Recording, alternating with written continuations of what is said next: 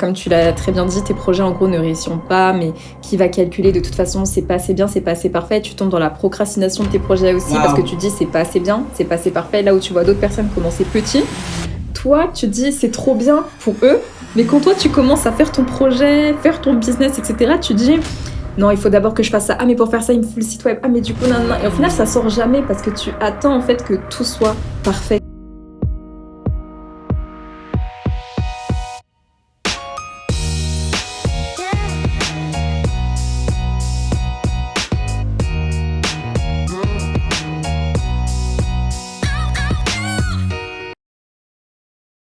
Hello petite sœur, j'espère que tu vas bien. Si cela ne va pas, n'hésite clairement pas à m'écrire, que ce soit sur Instagram ou par mail. Dans tous les cas, je pense que tu commences à comprendre et à connaître la chanson. Toutes les informations seront inscrites sur la barre de description. Donc voilà, aujourd'hui je suis ultra contente de te retrouver. On est toujours sur la thématique des blessures intérieures et aujourd'hui on va parler de l'une d'entre elles qui fait partie du coup des 5 blessures de l'âme. On va parler de la blessure de l'injustice. Et aujourd'hui, on a une merveilleuse personne avec nous. Elle s'appelle Laurane, c'est une personne que j'aime énormément. Et elle va nous parler du coup de son expérience, de son témoignage. Et je pense qu'elle pourrait beaucoup t'aider, donc reste connecté. Donc voilà, donc on va accueillir Laurane. Bonjour Laurane. Bonjour Regina. Comment tu vas? Très bien, content d'être là du coup avec toi, avec vous aujourd'hui. Ouais, ça me fait plaisir. Donc voilà, donc on a parlé, en tout cas, j'avais à cœur qu'on parle de la blessure de l'injustice. Donc voilà, donc on va commencer très vite dans le vif du sujet. Est-ce que tu peux un peu nous parler de toi, te présenter pour commencer? Bien sûr. Alors du coup, pour me présenter, j'ai 24 ans, je viens de terminer mes études. Et comme l'a très bien introduit Regina aujourd'hui, si je suis là, c'est parce que j'ai dû faire face dans ma vie à pas mal de blessures. Le traitement de l'âme est un long processus, et dont justement cette blessure de l'injustice. Si je peux présenter un petit peu, déjà introduire aussi ce que c'est un peu ce sentiment d'injustice. Le sentiment d'injustice n'arrive pas dans notre vie comme ça par hasard. Ça va résulter en fait de circonstances, de situations qu'on a vécues, souvent pour beaucoup dans l'enfance. Et donc face à une situation, on va ressentir un sentiment d'incompréhension. Quelque chose qu'on ne va pas comprendre, on ne va pas trouver ça juste, on ne va pas avoir de réponse concrète à nos interrogations. Et c'est de là, en fait, de ce sentiment d'incompréhension que va naître cette blessure qu'on appelle le sentiment d'injustice. Ça va se révéler de différentes façons chez les personnes. Il va y avoir des personnes qui vont réagir, on va dire, en se recroquevillant sur eux-mêmes, en se victimisant beaucoup, avec, ce besoin de parler de cette blessure, de ce qui leur a fait mal, de revenir en fait sur les choses qui les ont blessés. On va avoir un peu cette impression de Calimero, voilà, en mode c'est toujours de ma faute, la vie est une fatalité, je suis responsable, etc. Elles vont beaucoup se victimiser. On va avoir aussi des personnes qui vont avoir tendance à avoir une faible estime d'elles-mêmes. On va beaucoup manquer de confiance en soi. Pourquoi? Tout simplement parce que avoir des choses qu'on va vivre et qu'on va trouver ça injuste, en fait, on va commencer à se remettre en question. Est-ce que c'est de ma faute? Je ne fais pas les choses assez bien? On va pas se trouver assez. Et du coup, on va commencer à se minimiser, avoir une perception de nous-mêmes qui va être totalement erronée. Après, pour d'autres personnes, on va avoir le sentiment, que j'ai appelé le sentiment du sauveur. C'est-à-dire qu'on va commencer à vouloir faire la justice, en fait, pour les autres. Vouloir sauver tout le monde. Exactement. Le sentiment d'injustice va être beaucoup plus prononcé dans le sens où, là où on va avoir des choses qui ne nous plaisent pas, on va vouloir intervenir. On va être un peu les justiciers de notre propre monde, et on va commencer à vouloir faire la loi, à vouloir venir rétablir l'ordre. Souvent, ça va venir du fait que, et là, je vais parler aussi du coup des causes, de ce qui va causer au final ce sentiment d'injustice-là. Ça peut être dû à on a été spectateur ou vécu des conflits familiaux. Donc de là, en fait, on va vouloir plus tard rétablir l'ordre, rétablir une certaine justice. Quand dans des conflits familiaux, on va être spectateur de choses, de douleurs, de blessures. Quand on est petit, on peut pas toujours intervenir. Totalement. Et en fait, plus tard, on a comme envie de se venger. Comme un petit peu envie Ouais, d'avoir une vengeance en fait sur la vie, sur les choses pour lesquelles on n'a pas pu intervenir petit. Pour d'autres, ça va être aussi le sentiment d'injustice dans les relations familiales quand on a des frères et sœurs. Une préférence pour l'un, pas pour l'autre. On va souvent être puni et pas l'autre. Et tout de suite, va y avoir une remise en cause. Est-ce que c'est de ma faute? Est-ce qu'il y a quelque chose que je fais mal? Etc. Et ça va créer aussi notamment des personnes qui vont, comment expliquer, ne jamais être satisfait d'elles-mêmes. Yes. C'est-à-dire Ça, qu'on c'est un se fléau, ça. retrouve exactement. On n'est jamais satisfait de ce qu'on veut faire, des travaux qu'on va entreprendre, des projets qu'on veut entreprendre, aussi bien ceux qui viennent de nous, mais aussi des autres. Au final, rien ne nous satisfait dès lors que ça sort de nous-mêmes. On trouve que c'est pas assez. Du coup, on va être extrêmement perfectionniste. Et voilà, ça va être très compliqué aussi à gérer. Yes. En fait, quand j'entends un peu la définition qui est ultra complète, je me dis que waouh, cette blessure, en fait, dans cette blessure, c'est un package. Il y a tout dedans. Il y a vraiment beaucoup, beaucoup de choses dedans. Et je sais que comme toute blessure intérieure, ça commence dès l'enfance. Oui, tout à fait. Tout part de l'enfance. Comme les psychologues, ils ont l'habitude de dire, hein, mais les enfants sont comme des éponges et c'est entre l'âge de, il me semble, de 0 à 6 ans. Ouais, même 7 ans, je crois, Ouais. 0 à 7 ans, que l'enfant peut activer des blessures intérieures. Donc, est-ce que tu peux nous parler un peu plus de ton enfance? Comment Oui, ça bien s'est sûr. activé, du coup? Tout à fait. Alors, moi, pour le coup, c'est vraiment venu très tôt dans l'enfance, et notamment par ces blessures familiales. Yes. On va dire que j'étais spectatrice de certaines choses qu'en tant qu'enfant, on ne comprend pas. On ne sait pas pourquoi ça arrive, ou dès que tu as un petit peu cette perception du bien et du mal, tu ne comprends pas, du coup, tu ne trouves pas légitime ce qui se passe devant tes yeux. Et plus tard, du coup, c'est ce qui a causé, en tout cas chez moi, le syndrome du sauveur. Yes. C'est-à-dire de vouloir plus tard comme une vengeance. En fait, petit, j'ai rien pu faire. Mais aujourd'hui, en fait, ça n'arrivera plus. Ça n'arrivera plus, ni du coup, moi, ça concernait mes parents, ni à ma mère, personne ne lui fera de mal.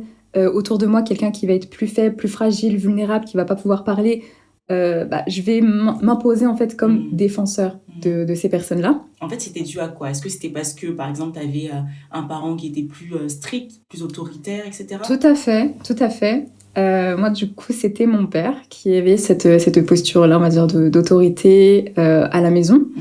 C'était un peu le langage d'amour, en fait. Un langage d'amour quand tant qu'enfant. Ouais, exactement. La surprotection, c'était vraiment ça. Alors, pour le coup, il y avait être spectateur des conflits entre la mère et le père. Et aussi, du coup, une autre cause, ça a été le fait d'avoir cette surprotection-là. Je vivais, on va dire, les injustices en tant qu'enfant par rapport à mes autres camarades qui pouvaient avoir, par exemple, le droit de sortir. Yes. Et moi, la surprotection de mon père, en fait, je n'avais pas les mêmes droits que les enfants de mon âge. Donc, tu comprenais pas forcément. Exactement. Il n'aimait pas que je sorte. Du coup, pour toi. Voilà, c'est ça. Et c'était cause de beaucoup de conflits, du coup, à la maison. Il y avait, en fait, ce côté où je ne veux pas que tu sortes. Je t'interdis de sortir. Même aller chez les copines, j'ai pu y aller que très tard. Et quand tu demandes à un parent, et ça aussi c'est très important, quand un enfant vous demande une raison, en fait, le pourquoi je n'ai pas le droit d'eux, c'est important de l'expliquer aux enfants pour éviter en fait cette incompréhension. Toi aussi, le droit parce que c'est moi qui décide. Exactement. Et sauf que du coup, après avoir nourri en fait pendant très longtemps ce sentiment d'injustice, et ce que ça avait créé en moi, ce non-réponse, ces conflits familiaux, ça avait créé de la rébellion et de l'insoumission. Du coup, quand je demandais à sortir et que mon père me disait non, tout de suite, je demandais pourquoi. Au lieu de comme un enfant qui pouvait juste se taire et obéir, moi, je demandais tout de suite pourquoi. Et quand il me disait parce que, j'insistais et ça finissait souvent au porte-claque, en haussement de voix. Et ça s'empirait, en fait, ça s'aggravait, la relation se dégradait. Au final, j'étais privée de sortie pendant longtemps. Et c'était en fait l'effet boule de neige. C'était vraiment un effet boule de neige. Et ça a vraiment créé de la rébellion et toutes ces choses, c'est né à la maison, mais je les ai transportées à l'extérieur en fait. Et du coup, dans mes relations sociales de façon plus générale. Et comment ça se manifestait de façon concrète au quotidien? Quand on est petit, ce qui se passe avec les blessures intérieures, c'est que du coup, on absorbe ces blessures intérieures et ensuite on les transforme en masques. Oui. Et d'après ce que j'ai vu, c'est que les personnes, en tout cas les enfants qui ont subi du coup de l'injustice et qui ont développé du coup ce sentiment d'injustice, ils ont ce masque de rigide. des personnes qui sont hyper carrées, qui vont pas forcément accepter de l'amour, etc., qui vont toujours vouloir, comme tu l'as si bien dit au début, défendre les autres, des enfants qui vont être très très très durs, en tout cas en grandissant, des adultes qui vont être très très très durs avec eux-mêmes. Donc en fait, comment ça se traduisait de façon concrète au quotidien? Au quotidien. Alors déjà au quotidien, du coup, ça avait fait de moi une personne très rebelle et insoumise. Déjà, c'est né avec mon père, mais du coup également envers les autorités. Il y avait les autorités, peu importe, hein, ça pouvait être les autorités, la police, ça pouvait être les professeurs à l'école. En fait, dès qu'il y avait une situation que je trouvais illégitime, ou une accusation, une fausse accusation envers une personne, c'était plus fort que moi. En fait, quand vous avez ce sentiment d'injustice, dès que vous êtes confronté à une situation que vous ne comprenez pas et que vous êtes du genre offensif, parce que voilà, il y a aussi deux types de personnes qui font, quand elles font face au sentiment d'injustice, deux types de tempéraments. Vous allez avoir ceux qui vont être sur la défensive, donc beaucoup plus sur l'accablement, les plaintes, les lamentations. Et ça, c'est très lourd aussi pour l'entourage parce qu'il faut supporter une personne qui va beaucoup se lamenter. Qu'au bout d'un moment, l'entourage parfois décroche. Et du coup, vous allez vous plaindre et vous allez plus trouver d'oreilles parce que les gens autour de vous, malheureusement, vont s'épuiser en fait émotionnellement aussi de votre charge. Du coup, il va y avoir les personnes qui vont être sur la défensive et les personnes qui vont être offensives. Face à l'injustice, etc., en fait, elles vont vouloir parler, taper du poing, et c'est là qu'on va avoir des personnes qui vont être plus virulentes et agressives. Et moi, pour le coup, j'étais plus comme ça, sur ce volet-là. Donc, dès qu'il y avait une injustice, par exemple à l'école, quand il y avait un élève qui était accusé à tort de bavardage, et que moi, je voyais que c'était pas sa faute, et que le professeur, allait dire arrête de parler ou donne-moi ton carnet, et que moi, je voyais en fait que l'élève était pour rien, j'ouvrais la bouche, tout simplement, pour prendre sa défense. Et ça m'a coûté très cher. Ça m'a coûté très cher et notamment, ça m'a valu à plusieurs reprises le fameux surnom, je mets bien de grosses guillemets, l'avocat du diable. Laurent, arrête de jouer l'avocat du diable, arrête de faire l'avocat du diable, etc. Parce que je prenais, en fait, j'avais ce sentiment, en fait, que c'était nécessaire, en fait, que je devais parler pour ceux qui n'y arrivaient pas, pour ceux qui allaient être accusés à tort. Je voyais que la personne ne parlait pas, qu'elle était blâmée. Non, en fait. C'est non. Il me disait, mais ça te regarde pas. Je dis, ça me regarde pas, et alors ? Et en fait, quand on est offensive aussi, quand on a ce sentiment d'injustice, faut savoir que rien te fait peur. En fait, tu n'as pas peur de la confrontation. Ce qui peut être un problème parfois parce que tu vas manquer de sagesse et tu ne sais pas sur qui tu peux tomber. Mais à ce moment-là, en fait, c'est l'adrénaline qui parle à ta place et tu vas commencer à prendre une position que tu ne devrais pas forcément prendre. Totalement. Mais voilà. Mais je me suis vite calmée, notamment à l'école. Quand je suis tombée sur une professeure qui m'a simplement du coup pris mon carnet à moi. Bon, ça c'était pas la première fois, mais ça avait atterri sur mon bulletin de fin d'année et c'était mon bulletin qui partait pour les écoles supérieures. Donc, est-ce que c'est là que tu as vraiment pris conscience ? Parce que c'est vrai que là, il y a peut-être des femmes qui vont nous écouter qui vont dire, en fait, moi, je vois pas forcément le problème. Bon, je suis rebelle, je suis peut-être un peu insoumise. Bon, c'est vrai que des fois, je me fais un peu l'avocat du diable. Mais en soi, ça va, ça reste mignon. Mais quand est-ce que tu as vu que c'était vraiment un frein dans ta vie et que tu t'es rendu compte que ça, c'était quand même problématique, en fait? Alors, je m'en suis rendu compte dans différents domaines à chaque fois. Je m'en suis rendu compte à cet épisode-là à l'école. Pour le coup, là, je me suis dit, ouais, ça va trop loin. J'étais très énervée après, certes, le professeur, quand j'ai vu qu'elle avait mis ça dans mon carnet. Mais j'ai fait quand même le mot qu'on aime chez ta grande sœur, une rétrospection intérieure. J'ai fait une rétrospection intérieure et je me suis dit... en fait, ça aurait pu être évité. J'aurais pu l'éviter, en fait, tout simplement parce qu'en réalité, je n'étais pas concernée. Et c'est là que j'ai commencé à me dire, Laurent, il faut que tu apprennes à rester à ta place, en fait. Et à ne plus t'imposer, mais à te proposer quand les personnes ont besoin de toi. Et ça, c'est un travail continu et qu'on continue à faire. Notamment, moi, c'est un travail qui me demande beaucoup de temps parce que, à la différence de certaines qui vont subir ce sentiment-là, etc. Quand on est offensif, souvent on va se l'approprier et on va l'aimer, ce sentiment-là de sauveur, de rebelle, etc. Et moi, je sais que je l'ai beaucoup apprécié dans ma vie. Du coup, pouvoir faire la lumière sur des points et dire en mode « Non, ça, c'est pas bon, il faut que je le traite », ça a mis plus de temps parce que j'étais à l'aise dans ces choses-là. J'étais vraiment à l'aise. Ouais, c'est important ce que tu dis parce que dans le sens où des fois on a des blessures intérieures et on est confortable. Oui. Bon, on a le syndrome de Calimero, on pleure tout le temps, etc. On se lamente tout le temps et on est à l'aise. Il n'y a rien qui avance dans nos vies, mais on est bien. Pareil, on est un peu... On va pas voir le problème. C'est ça, on est rebelle par exemple. par rapport à l'autorité, on a des problèmes par rapport, je sais pas, à notre père qui était trop autoritaire ou qui nous a abandonnés, et on est à l'aise. On Ça. dit non, mais moi j'aime pas les hommes, moi j'ai des problèmes avec les relations, et on est à l'aise. Donc ce qui est le plus important, ce que je retiens dans tout ça, c'est aussi de reconnaître. Exactement. C'est hyper important de reconnaître que, en fait, là, ça va pas, ce genre de Ça va caractère, pas. ça va pas, et que ça peut être un frein, peut-être pas là tout de suite, sur le moment, mais peut-être que dans quelques années, quand je voudrais bâtir des relations solides avec les autres, peut-être que dans Exactement. quelques années, quand je voudrais évoluer dans certains projets, qu'en fait là, ça va devenir, ça va être problématique en fait. Et c'est là le point, et c'est très bien que tu en parles, parce que en fait, c'est quand on est confronté à des relations qui sont importantes dans nos vies qu'on va se rendre compte en fait de ces problèmes-là. Parce que quand on est à l'école, des camarades de classe, des professeurs qui sont dans un cercle totalement extérieur, on se dit je suis comme ça, et alors en fait si ça vous plaît pas, peu ça, importe. exactement. Mais c'est quand on va être confronté à des personnes qui nous sont chères, et on va voir en fait que notre attitude les impacte négativement, qu'on leur fait du mal, qu'on peut les blesser, bah c'est là en fait qu'on va se dire non, j'ai un problème. Et c'est à moi de le régler, la façon dont je suis en fait n'est pas normale, et je dois changer en fait tout simplement. Et c'est vraiment quand on va être confronté à des personnes, c'est en se confrontant à des personnes la plupart du temps qu'on a des blessures intérieures dans tous les cas qui refont surface. Parce que seul dans une grotte on se rendra jamais compte qu'on a un problème, mais c'est quand on a un vis-à-vis en fait. Totalement. Et moi ça a été mon cas, pour le coup ça a été vraiment mon cas. Super. Et j'ai une autre question, c'est par rapport du coup à cette blessure qui te poussait à défendre les gens.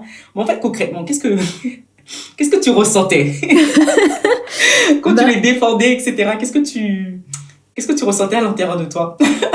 Comme j'ai dit, c'était vraiment la définition du syndrome du sauveur. C'est-à-dire qu'à ce moment-là, tu te sens à la fois importante, tu te sens importante pour la personne en qui tu viens en aide, tu sens que à ce moment-là, si tu n'agis pas, ça sera injuste en fait ce qui va se passer. Donc en fait, tu te dois. Et c'est plus fort que toi. À ce moment-là, c'est vraiment plus fort que toi. En fait, tu contrôles pas, tu maîtrises pas. Tu vas voir une caissière, enfin la personne devant toi qui va mal parler à la caissière. En fait, intérieurement, moi personnellement, ça m'est arrivé. Je vais sentir mon sang va faire 2 tours en fait. Mon cœur va commencer à battre et soudain, en fait, je vais essayer de me retenir, mais ça va m'échapper. Et je vais, avant j'aurais mal parlé, et maintenant je vais juste faire un commentaire en fait. On va dire en mode, en fait, pour qui est-ce que vous vous prenez? Et en fait, c'est plus fort que toi. Genre, rester à ta place, ça te demande vraiment de l'énergie, plus que de parler pour le coup. Et non, tu te sens vraiment comme nécessaire en fait. Tu te sens nécessaire. Et c'est pour ça que c'est aussi difficile de s'en défaire. C'est vraiment un piège. Après, je me dis, ça doit être vachement épuisant. Mentalement. Enfin, par exemple, là, je pense par exemple aux femmes qui sont par exemple dans des couples assez compliqués, dans des situations, dans des relations amoureuses assez compliquées, et qui qui pensent du coup qu'elles doivent sauver par exemple leur partenaire. Tu vois. Et je me dis, mais ça doit être hyper épuisant, parce que tu te dis, mais en fait, je dois faire ça, je dois l'aider à faire ça, etc. Je dois le sauver, je dois le protéger, etc. Et je me dis, mais émotionnellement, ça doit être vraiment fatigant. Pour parler du volet émotionnel, en soi, c'est fatigant. C'est éprouvant parce que tu te charges de la charge émotionnelle de l'autre. On pourrait dire que c'est normal, mais non, il y a un degré en fait qui n'est pas de ta responsabilité. Et le problème avec ça, c'est que tu vas tout prendre et tu vas vouloir arranger les choses même à la place de l'autre en fait. Tu vas vouloir tout arranger. Et c'est la même chose quand, pour des personnes, on va dire, extérieures. En fait, tu te rends compte que tu t'es mis toi-même dans la querelle dans laquelle tu n'appartenais absolument pas. Alors, 2 personnes sont en train de te quereller. Toi, t'y vas. Tu étais dans la joie juste avant. T'y vas, mais tu vas ressortir avec de la colère. D'une situation qui t'était totalement extérieure. C'est-à-dire que tu avais bien commencé ta journée, et pour 2 personnes qui te sont totalement inconnues, en fait, tu vas te retrouver énervé, aigri, etc. Mais chargé, en fait, émotionnellement d'une situation, mais qui ne te regarde absolument pas, en fait. Tu aurais pu juste continuer ta journée dans la bonne humeur, ne jamais croiser ces gens, mais tu as pris leur charge, en fait. Tu as fait l'éponge. En fait, c'est vraiment comme quand t'es enfant, en fait, tu fais l'éponge des émotions des autres, et tu vas au front pour eux, en fait. Mais c'est... Non, en fait, et c'est pour ça qu'on arrive des fois à un stade de burn-out émotionnel. Parce que tu ne peux pas te charger de toute la douleur du monde et aller en fait combattre comme ça au nom de tous. Enfin, il y a des personnes qui ont ce fardeau-là, mais si tu n'as pas une certaine sagesse, une certaine maîtrise, et que tu n'as pas vaincu ce syndrome, tu verras que tu seras très rapidement épuisé en fait. Et surtout, avant de vouloir se charger des émotions ou même des fardeaux des autres, il faut déjà prendre soin de soi. Déjà, je pense qu'il y a un équilibre dans le sens où, en général, je pense que quand on a ce syndrome-là, parce que moi, je me rappelle qu'à un moment donné, je l'avais également. Mais attends, mais déjà, tu prends pas soin de toi, tu te valorises pas, tu ne te connais pas, etc. T'as aucun amour propre pour toi et tu vas aller aider C'est Paul, paradoxal. Jean-Pierre. Non, c'est pas possible. Tu vas littéralement t'épuiser, faire du burn-out. Donc, encore même là, il y a un équilibre, je pense qu'il faut avoir. C'est si tu veux aider le monde, si tu veux aider les gens, etc., il faut le faire avec sagesse. Il faut d'abord s'aider soi, s'aimer, s'accorder de l'importance, etc. Et ensuite, tu pourras aider les autres. Bon, pas autrement dans le syndrome du sauveur, forcément, mais aider les autres de façon juste, en étant équilibré. C'est ça, et puis en laissant les personnes qui ont besoin de ton aide, en fait, te solliciter. Totalement, et ne pas t'imposer dans les histoires des autres. C'est important, ça. C'est ça. Yes.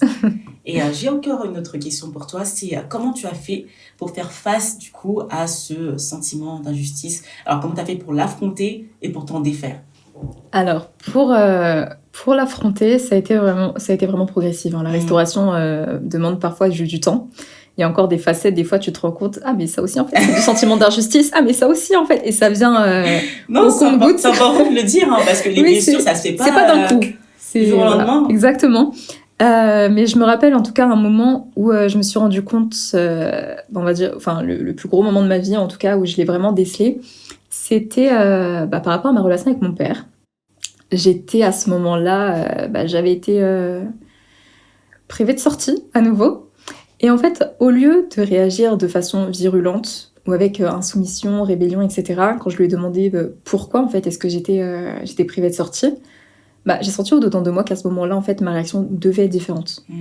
En fait, je me suis rappelé une parole, si tu veux que les choses se passent différemment, en fait, agis différemment. Yes. Et tu verras peut-être une différence. Si à chaque fois que tu as haussé la voix, que tu as été rebelle, tu as vu que rien de différent ne se passait, fais les choses autrement, en fait, tout simplement. Et lorsque j'ai demandé pourquoi, donc là où l'injustice a voulu se manifester et rentrer du coup dans l'opposition, qui m'a juste répondu comme habituellement, c'est comme ça, me pose pas de questions. Ouais. Au lieu de partir, etc., en affront et de claquer la porte, j'ai tout simplement répondu d'accord. Wow. Et je n'ai pas claqué la porte, mais j'ai tourné les talons et je suis partie dans ma chambre. Et quelques minutes après, comme un papa, il est monté, a ouvert la porte, a attendu quelques secondes comme ça dans le silence.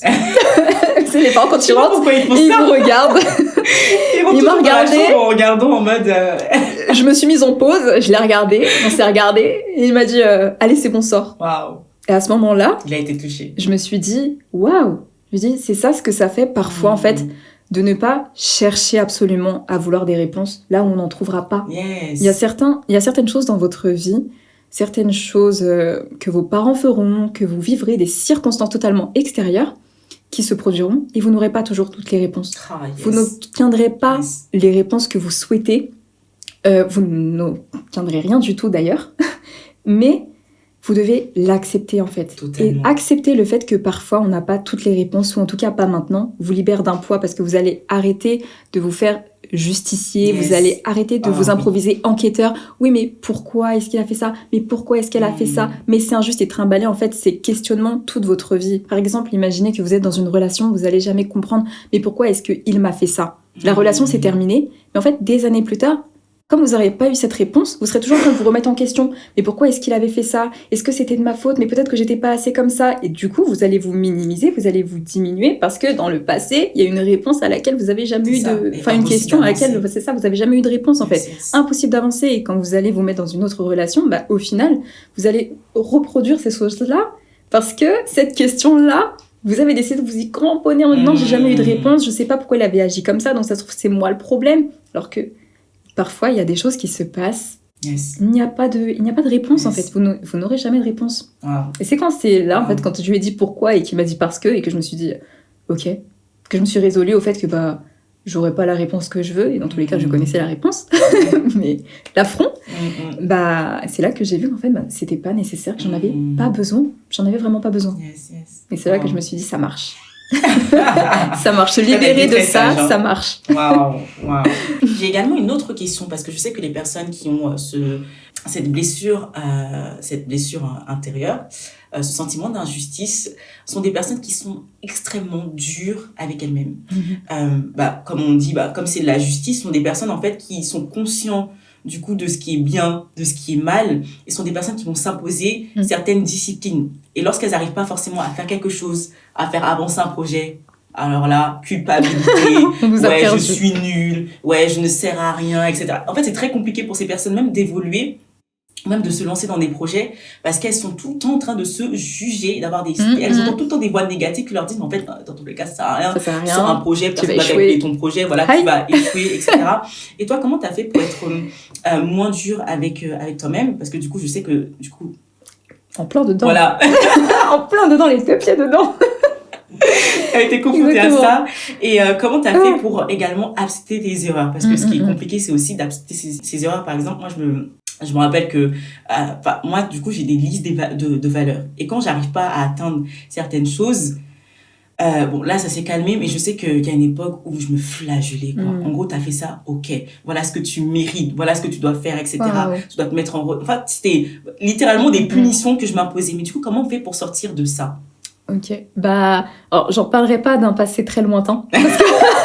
Parce qu'à nouveau, c'est progressif. Et j'étais vraiment baignée dans ça, en fait, baignée dans ce sentiment d'insatisfaction, ce problème-là qui faisait naître la peur de l'échec. C'est-à-dire que, comme tu l'as très bien dit, tes projets, en gros, ne réussiront pas, mais qui va calculer de toute façon, c'est pas assez bien, c'est pas assez parfait. Tu tombes dans la procrastination de tes projets aussi, parce que tu dis, c'est pas assez bien, c'est pas assez parfait. Là où tu vois d'autres personnes commencer petit, toi, tu dis, c'est trop bien pour eux, mais quand toi, tu commences à faire ton projet, faire ton business, etc., tu dis...